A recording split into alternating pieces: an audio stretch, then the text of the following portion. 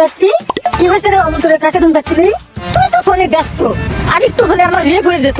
বুঝতে পারছিস? এই জন্য আমি বাইরে বেরোতে চাই না, জানিস তুই?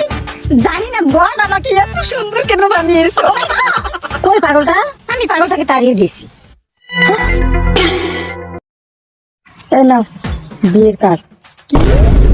বিয়ের কার? কার বিয়ে?